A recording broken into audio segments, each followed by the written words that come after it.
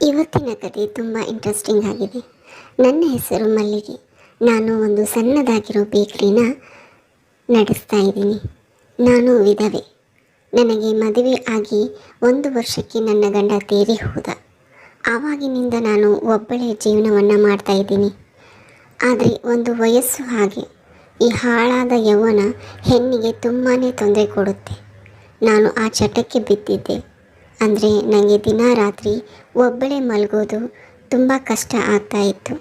ನನ್ನ ಬೇಕರಿಗೆ ಬರೋರೆಲ್ಲ, ನೀವು ನೋಡೋಕ್ಕೆ ತುಂಬ ಚೆನ್ನಾಗಿದ್ದೀರಿ, ಯಾಕೆ ನೀವು ಇನ್ನೊಂದು ಮದುವೆ ಆಗಬಾರ್ದು ಅಂತ ಕೇಳ್ತಾಯಿದ್ರು. ಆದರೆ ನನಗೆ ಮದುವೆ ಆಗೋಕ್ಕೆ ಇಷ್ಟ ಇರಲಿಲ್ಲ. ಹಾಗಾಗಿ ನಾನು ಸಿಂಗಲ್ ಆಗಿ ಇರೋಕ್ಕೆ ಇಷ್ಟಪಡ್ತಿದ್ದೆ. ಹಾಗೆ ದಿನ ಕಳೀತಾ ನನ್ನ ದೇಹ ಎಲ್ಲ ಬಿಸಿ ಬಿಸಿ ಆಗಿ ಇರೋಕ್ಕೆ ಸ್ಟಾರ್ಟ್ ಆಯಿತು. ಹಾಗೆ ಒಂದು ದಿನ ನಮ್ಮ ಮನೆಗೆ ಬಾಡಿಗೆಗೆ ಬಂದ ಅವನ ಹೆಸರು ಮೋಹನ್ ಅಂತ.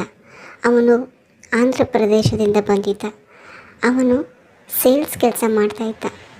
ಹಾಗೆ ನನಗೂ ಅವನಿಗೂ ಪರಿಚಯ ಆಯಿತು.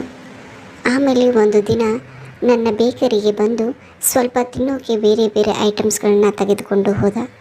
ಅದೇ ರೀತಿ ಅವನು ತನ್ನ ಬೇಕರಿಗೆ ರೆಗ್ಯುಲರ್ ಕಸ್ಟಮರ್ ಆಗಿಬಿಟ್ಟ. ಮತ್ತೆ ಹಾಗೆ ಸಂಜೆ ಹೊತ್ತಲ್ಲಿ ಬೇಕರಿಗೆ ಬಂದು 1 ಲೀಟರ್ ಹಾಲು ಕೊಡಿ ಅಂದ. ನಾನು ಕೊಡೋಣ.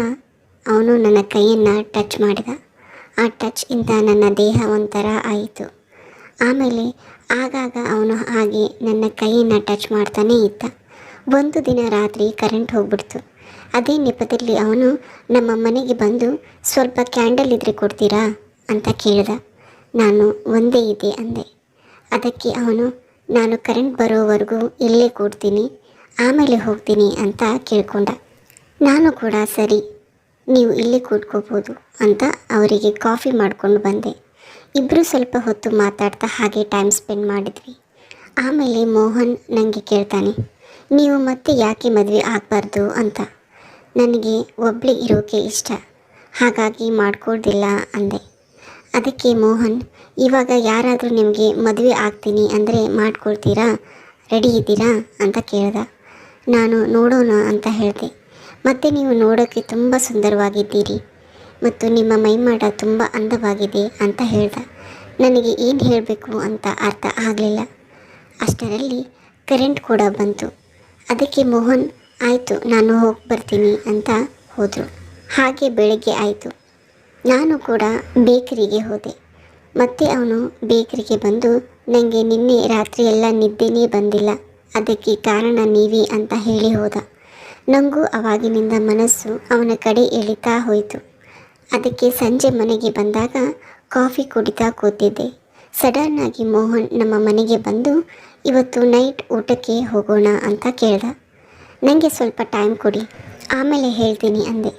ಅದು ಆದಮೇಲೆ ನಾನು ಮಲ್ಗೋಕ್ಕೆ ಹೋದೆ. ಆವಾಗ ನನ್ನ ದೇಹ ಕಾಮದ ಒಳಗೆ ಮುಳುಗಿ ಹೋಗಿತ್ತು.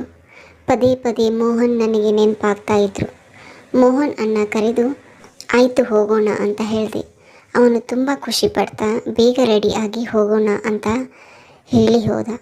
ನಾನು ತುಂಬ ಸೆಕ್ಸಿ ಆಗಿ ಡ್ರೆಸ್ ಮಾಡಿಕೊಂಡೆ. ಅವನು ನನ್ನ ನೋಡಿದ ತಕ್ಷಣ ಬಂದು ತಪ್ಕೊಂಡ್ಬಿಟ್ಟ.